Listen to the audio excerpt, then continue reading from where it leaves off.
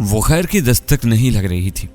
मेरे मसहरी से उतरने से पहले दरवाजा दोबारा बजने लगा।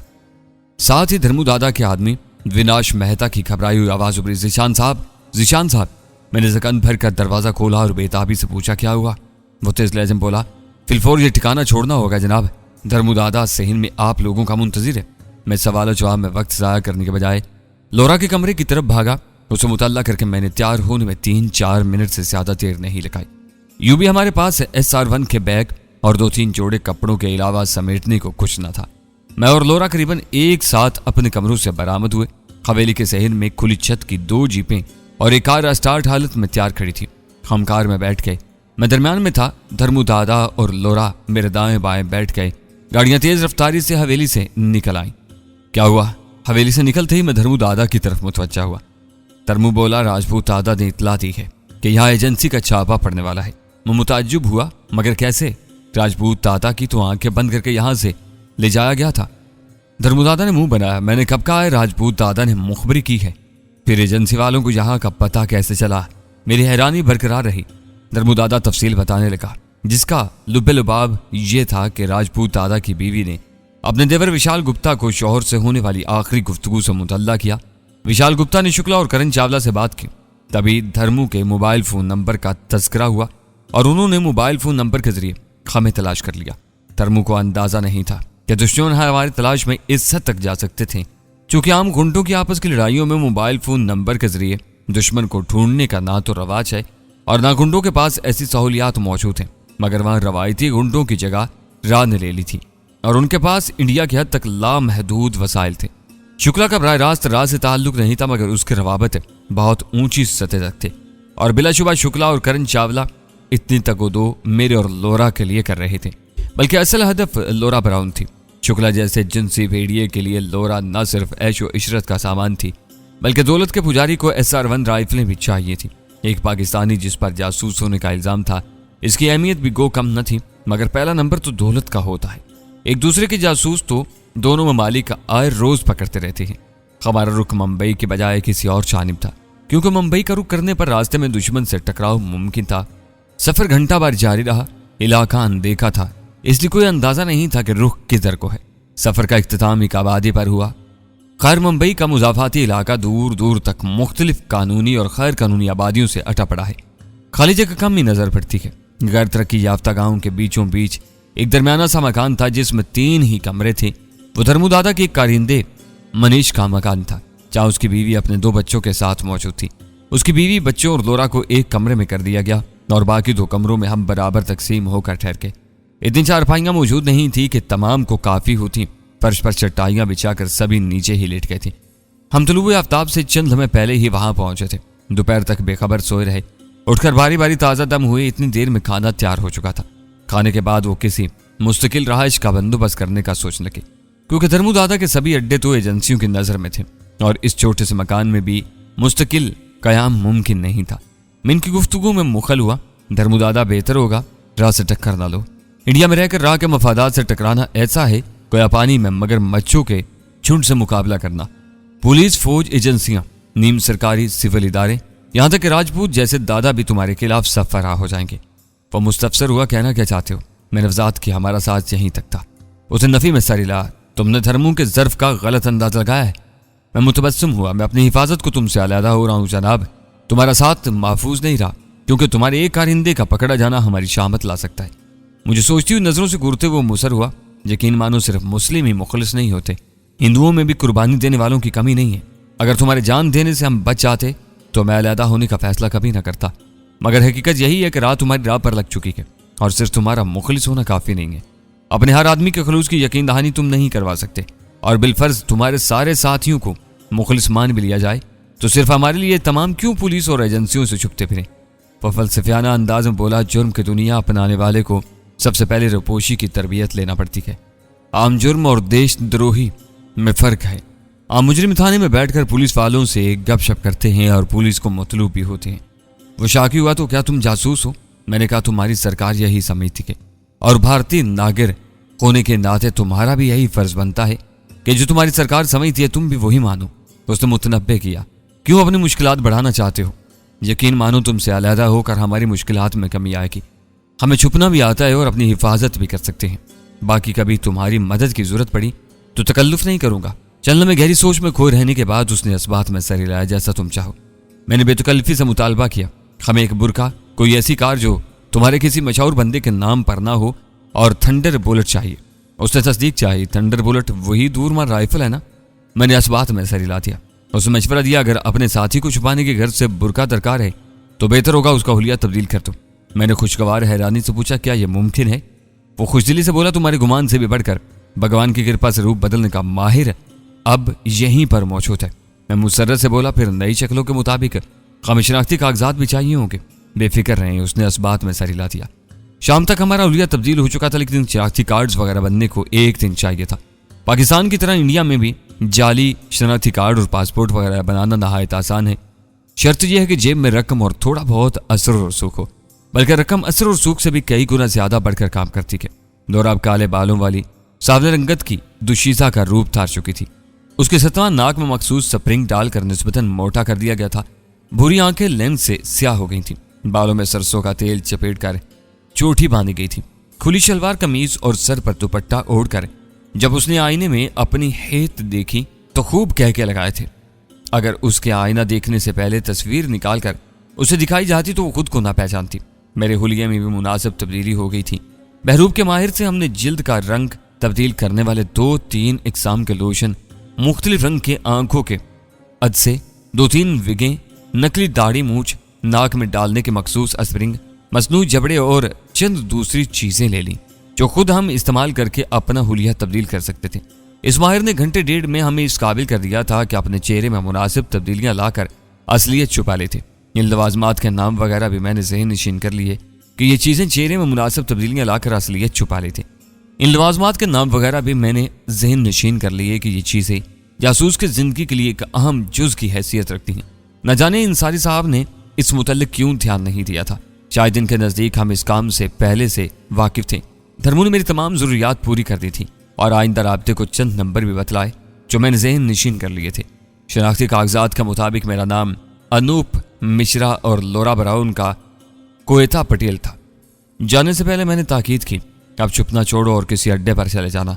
हमारी शनाख्त से लाइलिमी का इजहार करना बेहतर रहेगा। कहना हम खुद तुम्हारे पास आए थे और राजपूत दादा को पकड़ने की शर्त पर तुमसे मुआयदा हुआ था। मुकाबले की कोशिश करना बेवकूफ़ी होगी। तुम्हारे साथी हमारी असलियत से यूं भी नावाकिफ हैं। उम्मीद है चंद दिन की तफ्तीश के बाद तुम्हें छोड़ देंगे। ख्वामुखा का दर्द सर मोल लेना यकीनन इन्हें गवारा ना होगा। वो मुस्कुराया, पिताजी बनने की कोशिश ना करो। मैं इन एजेंसियों की नफ्सियात से अच्छी तरह वाकिफ हूँ। तुमसे जान छूटने पर इन्हें संभालना मुश्किल ना होगा। मैं जवाबी कहके के साथ बगलगीर हुआ। तुलुए आफ्ताब के साथ हम निकल आए। धर्मुदादा ने एक पुरानी टैक्सी हमारे हवाले की जो इसी गांव में किसी से खरीदी थी। डिग्गी में अपना सामान भरकर हम चल पड़े। मैं लोरा को खामोश रहने की ताकीद की कि अब उसकी पहचान जुबान खोलने से होना थी, वरना उसकी शक्ल बिल्कुल ही तब्दील हो चुकी थी। मुंबई ज्यादा दूर नहीं था, लेकिन इस शहर की आबादी इतनी गुंजान है और शहर ने इतना फैलाव इख्तियार कर लिया है कि अंदरूनी शहरी एक जगह से दूसरी जगह तक जाने पर घंटों लग जाते हैं। वक्त की कमी नहीं थी कि तेजी करते। खुलिया हमारा ऐसा था कि निगाहों का मरकज नहीं बन सकते थे। 2-3 जगहों पर पुलिस वालों ने रोका, मगर बाबा कायद आजम की तरह इनके ऐनक वाले बाबा महात्मा गांधी की तस्वीर में भी बड़ी ताकत छुपी है। 100 रुपए के नोट ने पुलिस वाले की दुरुस्ती खुशगवार मुस्कुराहट में तब्दील कर दी थी। टैक्सी के कागजात जांचना तो दरकिनार, उन्होंने हमारा नाम पूछना भी कवारा नहीं किया था। इस बार रहाइश को मैंने एक साइली बस्ती में छोटी सी खोली ढूंढी। एक कमरा, बैतुल खला, मुख्तसर सा सेन, इसी में रसोई। वो ऐसा इलाका था जहां नंग धड़ंग बच्चे बच्चियों की बहुत आती। जगह जगह गंदा पानी खड़ा था, गलाजत फैली थी। लोरा नाक मुंह चढ़ाई, मुझे उसकी तबीयत साफ करना पड़ी। अगर ज्यादा ही ऐशो आराम और सहूलतों का शौक है तो शुक्ला की ख्वाबगाह बेहतर रहेगी। वो बरम हुई रिजा के मुंह से बकवास न निकले, ऐसा मुमकिन ही नहीं है। मैंने छिड़का, इंडिया में अपनी मौजूदगी की वजह पर गौर करने के बाद ही मुंह खोला करो। उसने मुंह बनाया, इसका लिए इस जगह के अलावा भी छुपने को कई मकाम होंगे। मैंने खोली में नजरें दौड़ाते हुए इत्मीनान भर लिया। मैं कहा तो ढूंढ दो। वो धमकाने वाले अंदाज में बोली, तुम्हारे बार बार के तानों से तंग आकर मैं किसी दिन सचमुच अलहदा हो जाऊंगी। मेरा कहका बुलंद हुआ, क्या लगता है मुझे कोई फर्क पड़ेगा? जुबान निकालकर मेरा मुंह चुड़ाते हुए उसने बदबूदार और मैले कुचैले बिस्तर को लपेट कर नीचे फेंका। इस गिलाजत पर सोने से बेहतर है मैं गिरफ्तारी दे दूं। रोका किसने है? वो शाकी हुई, तुम नए बिस्तर भी नहीं खरीद सकते? मैं इत्मीनान से बोला, सारा पैसा तुम्हारे इलाज पर खर्च हो गया। वो ताना जन हुई, शायद एहसान जताने के अलावा तुम्हें कुछ नहीं आता। मैं तुर्की बात तुर्की बोला, और तुम्हारी जुबान शिकवे शिकायत के अलावा कुछ नहीं बोल सकती। वो तिलमिलाते हुए बोली, नए बिस्तर लाने हैं कि नहीं? मैंने मुंह बनाया, बिस्तर तो ले दूंगा, अलबत्ता ये नाज नखरे होने वाले शौहर को दिखाना। वो मुझे बरहमी से घूर कर रह गई थी।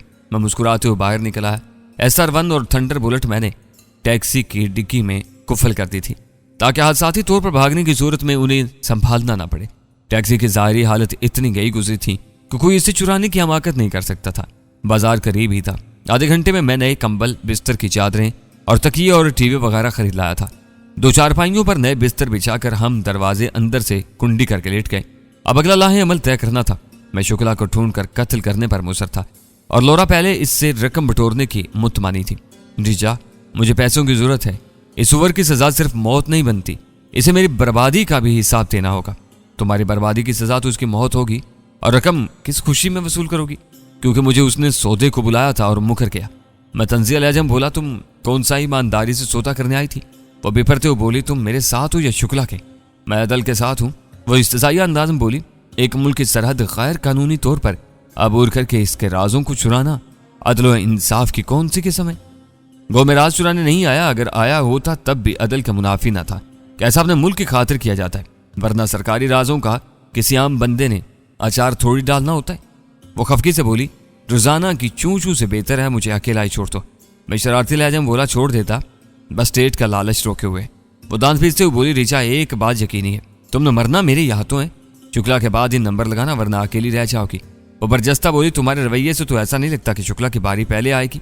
अगले 3-4 दिन हमने उसी खोली में गुजारे। हालात हजरत से बाखबर रहने को मैंने टीवी सेट करके लगा दिया था। 3-4 दिन बाद हमने करण चावला के दफ्तर की निगरानी शुरू कर दी। टैक्सी की डिग्गी में स्नाइपर राइफल लेकर फिरना खतरे से खाली नहीं था, मगर हमारा हुलिया ऐसा था कि किसी को शक नहीं हो सकता था। यूं भी हमारी कोशिश यही थी कि टैक्सी किसी पार्किंग में खड़ी करके निगरानी करें। हम लंबे मुबासे के बाद लाहे अमल तय कर चुके थे। करण चावला मुश्किल हदफ था, उस पर हाथ डालना इतना आसान नहीं था, तभी हम कोई दकीका फरोजदाश्त नहीं करना चाहते थे।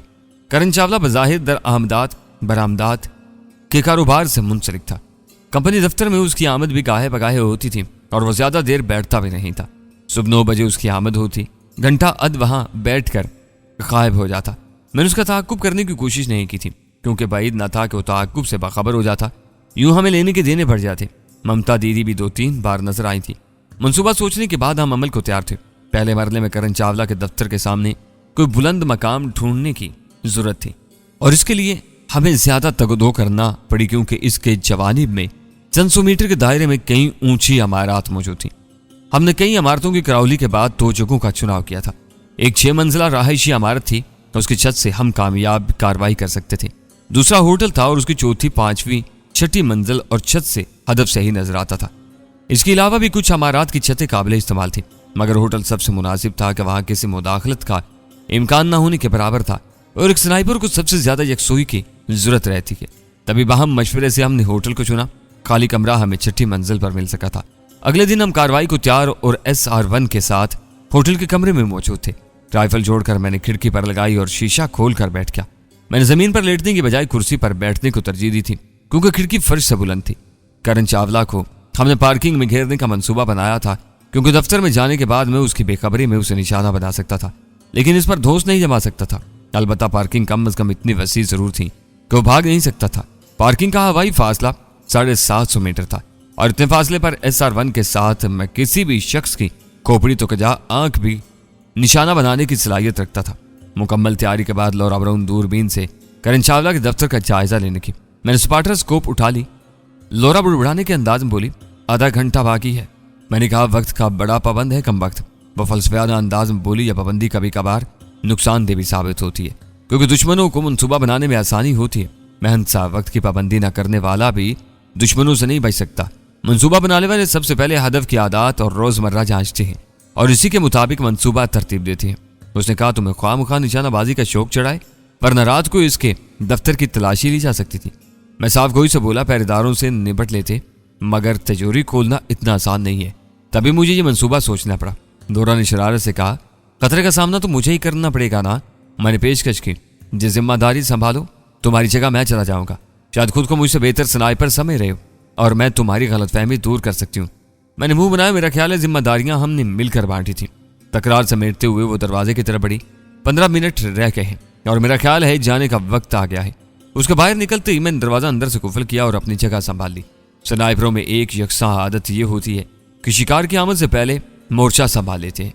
किसी मजबूरी की वजह से घात में बैठने में देर हो जाए तो अलहदा बात है, वरना कई घंटे हदफ के इंतजार में लेटे गुजार देते हैं, क्योंकि हदफ की जरा सी बेकायदगी से सारा मंसूबा चौपट होने का खतरा होता है। यूं भी स्नाइपर का हदफ हमेशा खुसूसी शख्सियत होती है और ऐसे अहम अफराद के खिलाफ कार्रवाई का मौका बार बार नहीं मिलता। जल्दी लोरा पार्किंग के करीब पहुंचती नजर आई। इस वक्त उसने आर्जी तौर पर बहरूप खत्म कर दिया था, क्योंकि हम नहीं चाहते थे करण चावला को उसके बदले हुए हुलिये से वाकफियत हो। अलबत्ता चेहरे पर उसने मास्क जरूर पहन लिया था, लेकिन मास्क की वजह से बमुश्किल आधा चेहरा ही छुप रहा था और बैद न था कि करण चावला जैसा शातिर उसे पहली नजर में न पहचान पाता। मगर उसे छुपने की जरूरत होती तो वह असल हुलिये में ना आती। मैं शरारत से बोला, दूर से काफी पुरकशिश दिखती हो, क्या ये वक्त ऐसी बातों का है? उसकी खफकी भरी आवाज मेरे कानों में पहुंची। हमारा राब्ता वायरलेस सेट के जरिए कायम था। वायरलेस की बुलंद आवाज को छुपाने को हमने एयरफोन लगाए हुए थे। मुतबादल जरिए हमारे मोबाइल फोन थे। मैं हंसा, चलो तुम ही बता दो ऐसी बातों का वक्त कौन सा होता है? वो तबते हुए बोली, अभी तुम्हारे करीब मौजूद थी तब बकवास करते ना, ताकि अच्छी तरह तबीयत साफ करती। कहा तो है दूर से अच्छी लग रही हो, करीब से तो भूतनी लगती हो।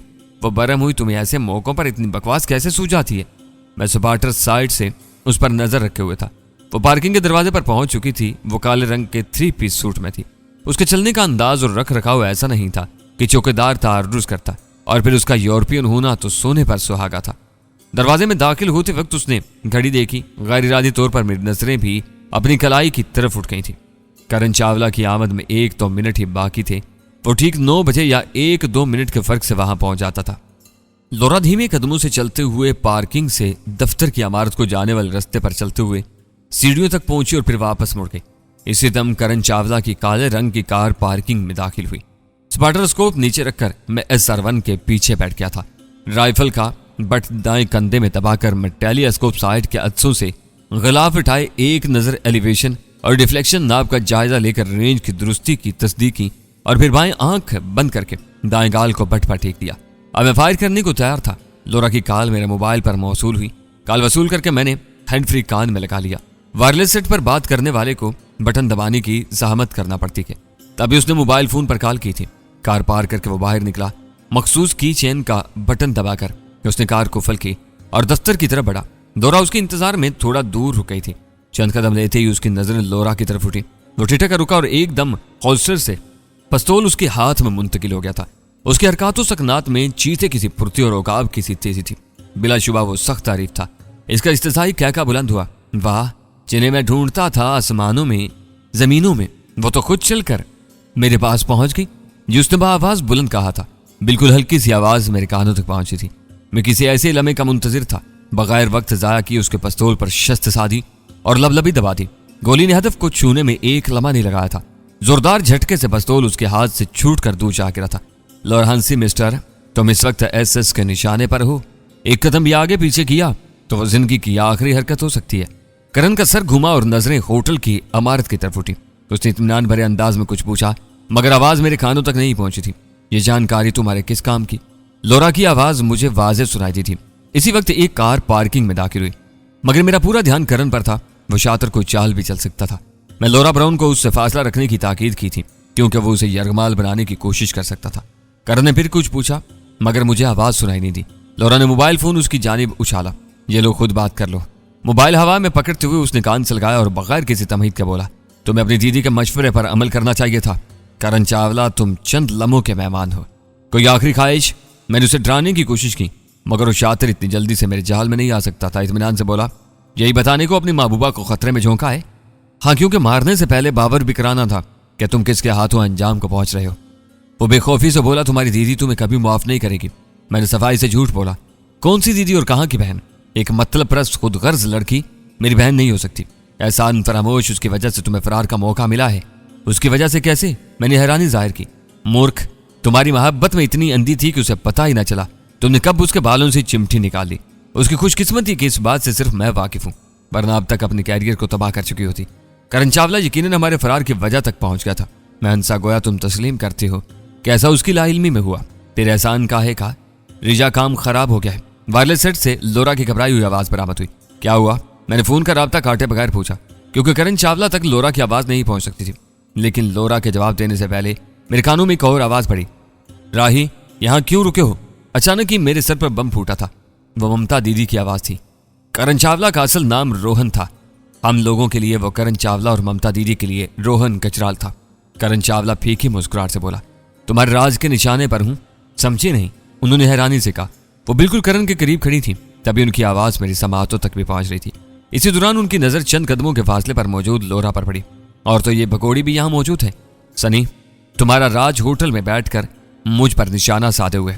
यकीनन करण ने उसके नाम सनीता का इख्तिसार किया था। क्या? करण की निगाहों के ताक्कुब में उसने गर्दन होटल की खिड़की की जानिब मोड़ी और फौरन उसे अपनी आड़ में ले लिया। साथ ही उसके हाथ से खून चपट कर कान से लगा। राज, सच में तुम हो? मैंने फीके लहजे में धमकी दी। दीदी, बेहतर होगा यहां से चली जाए, ये ना मुझे गलत फैसला करना पड़े। ममता दीदी की आमद हमारे मंसूबे पर पानी फेरने वाली थी। इनकी भरम आवाज मेरे कानों में पहुंची। गोली चलाओ छोटे, धमकी किसे दे रहे हो? मैंने सख्त लहजे में कहा। दीदी, आखिरी बार तंबीह कर रहा हूं, मेरे दुश्मन के सामने से हट जाओ, वरना पहचाने का मौका भी नहीं मिलेगा। ओए बेहया, बेशर्म कमीने, अपनी दीदी को धमकियां देता है। सामने होते तो चमाटे मार मार कर तुम्हारा थोबड़ा लाल कर देती। वड्डा स्नाइपर, चला गोली, मैं भी देखूं कितना निशानेबाज है। सनी, मुझे बात करने दो। करण चावला ने उससे मोबाइल लेने की कोशिश की। छोड़ो बातचीत को, इसे गोली चलाने दो। ममता दीदी भी पर गई थी। इनका गुस्सा नहीं, मुझ पर अंधा एतमाद बोल रहा था कि मैं इन पर गोली चलाने का हौसला नहीं कर सकता था। मैंने राब्ता मुनक़ता करते हुए लोरा को कहा, वहां से निकलने की करो। क्या हुआ? वो हैरान रह गई थी। इसी दम मोबाइल फोन पर कॉल आने लगी। ममता दीदी लोरा के मोबाइल फोन से कॉल कर रही थी। मैंने टेलीस्कोप साइड से उसके चेहरे पर नजरें दौड़ाते हुए कॉल वसूल की। राज, फौरन मेरे पास पहुंचो। तुम्हें हुक्म दे रही हूं, गिरफ्तारी दे दो। मैं तुम्हें बाहिफाजत पाकिस्तान पहुंचाऊंगी। इस कोडी चुड़ैल का साथ देना छोड़ दो। दीदी, आप कब तक करण चावला को बचाएंगी? और याद रहे, अगली बार मैं आप पर भी गोली चलाने से नहीं रोकूंगा। फजूल की बकवास बंद करो और जो कह रही हूं इस पर अमल करो। इसका नजदीक मेरी धमकी किसी काबिल नहीं थी। मैंने करण चावला को मोबाइल फोन कान से लगाते देखा। यकीनन ये खतरे की अलामत थी। लोरा बरून पार्किंग से बाहर आ गई थी। करण चावला उसे रोकने को ममता दीदी की आड़ से नहीं निकल सकता था, न ममता दीदी उसे छोड़कर लोरा को पकड़ने की कोशिश कर सकती थी। मैं राब्ता मुनक़ता किए बगैर सुराज से राइफल को समेटने लगा। पार रुकना खतरनाक था। गो ममता दीदी की मौजूदगी के बावजूद मैं कोशिश करता तो करण चावला के किसी न किसी आजू को निशाना बना लेता, मगर ऐसा करने की सूरत में ममता दीदी को गोली लगने का खतरा बहरहाल मौजूद था। मुंह बोली से ही बहन तो थी, और बहनों पर गोली चलाने वाले इंसान नहीं हुआ करते। यूं भी हमारा मकसद करण चावला की हलाकत नहीं थी। वो राह का मुखलिस एजेंट था, और हम दहशतगर्द नहीं थे कि शहर में जाकर कत्लो गारत करते फिरते। हम तो गन पॉइंट पर उससे चुगला के खिलाफ दस्तावेजात लेना चाहते थे, और ममता दीदी ना आती तो तकरीबन कामयाब खो ही गए थे।